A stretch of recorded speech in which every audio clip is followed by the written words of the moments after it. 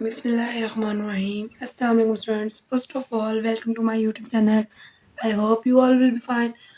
Now let's start grade 8 computer science unit number 2 digital skills. ठीक है, आज हम शुरू करने जा रहे हैं कंप्यूटर साइंस 8 क्लास का डिजिटल स्किल्स. ठीक है, सेकंड चैप्टर. इससे पहले हमने लास्ट चैप्टर को सॉल्व किया था और उससे पहले हमने MCQs फुल बुक के एक वीडियो में सॉल्व कर लिए थे. साथ साथ मैं एंड पे शॉर्ट सा ओवरव्यू देती रहूँगी MCQs का हर चैप्टर के साथ.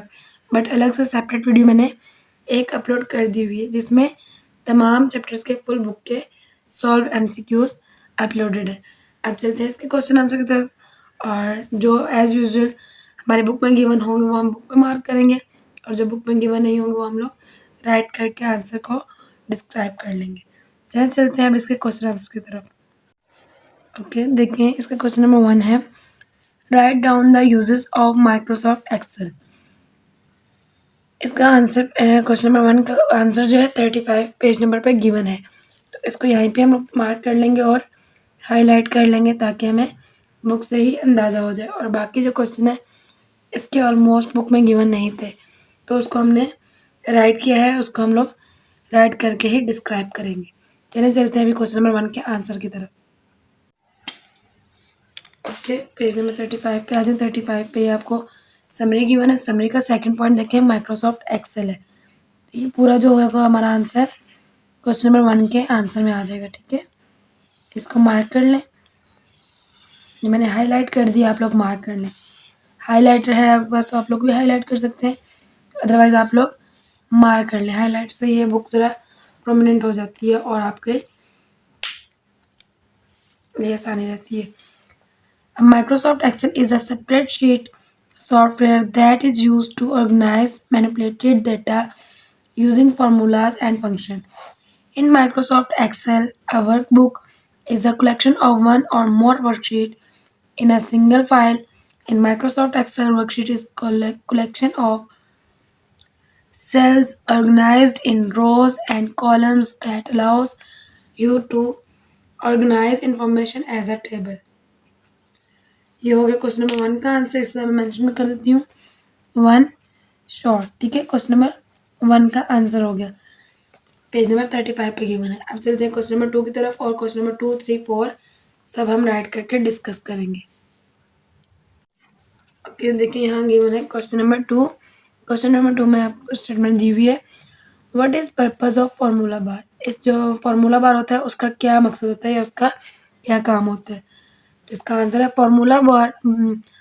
Formula bar is located above the frame. It is used to enter or show the formula or function in cell.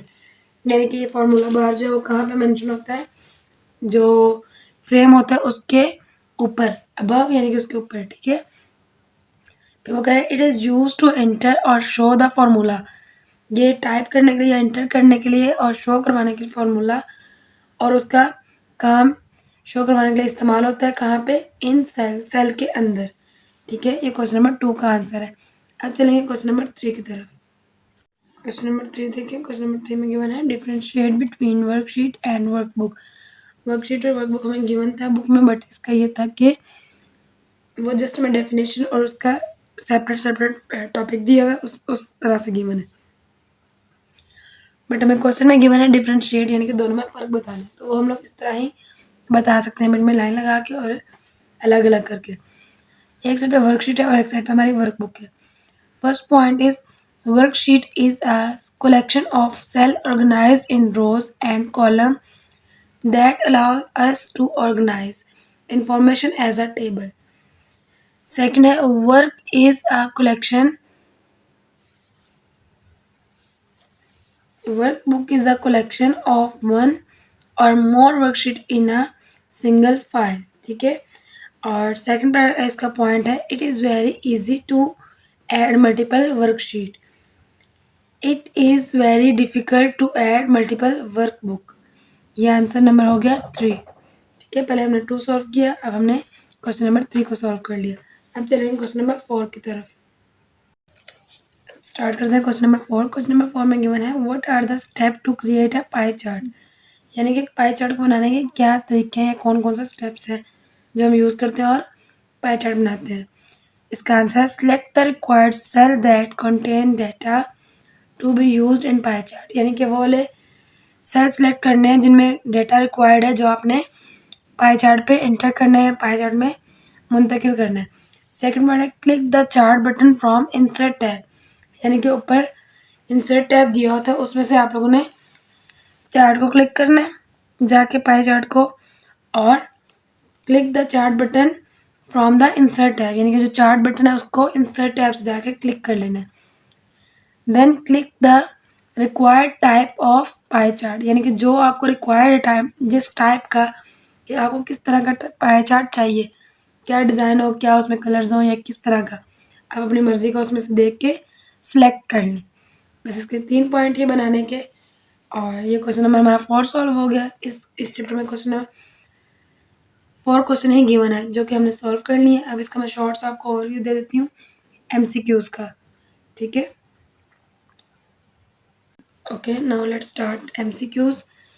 The basic unit of worksheet into which you enter data in Excel is called a cell, table, box और column। तो इसका answer है cell, ठीक है।